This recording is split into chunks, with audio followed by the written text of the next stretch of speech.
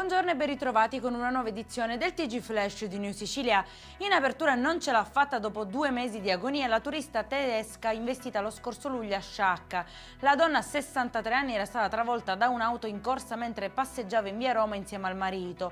Ricoverata a Palermo e poi trasferita in Germania, non si è mai ripresa dalle gravi ferite. L'automobilista, un 77enne, avrebbe perso il controllo del veicolo. Indagini in corso per accertare le responsabilità.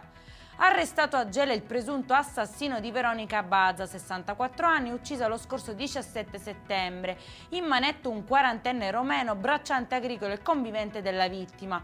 L'uomo, interrogato dai carabinieri, avrebbe fornito la propria versione dei fatti. Attualmente è detenuto in carcere, mentre l'autopsia chiarirà le cause della morte della donna.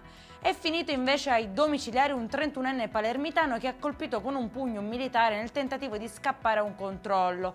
Fermato con hashish e oltre 2.000 euro in contanti, ha reagito in maniera violenta ma è stato bloccato e arrestato. Scoperta e sequestrata una maxi discarica abusiva di 5.000 metri quadri a Santa Croce Camerina nel Ragusano. L'area, monitorata dai carabinieri con il supporto dell'ARPA, era piena di rifiuti plastici, ferro, residui edili ed Eternit, in corso accertamenti per risalire ai responsabili. Scatena polemiche il ticket da 5 euro per accedere ai crateri silvestri sull'Etna. La deputata Movimento 5 Stelle Marano presenta un'interrogazione parlamentare definendo inaccettabile far pagare per ammirare un patrimonio dell'umanità e avvertendo che la misura rischia di allontanare i visitatori invece di valorizzare il turismo.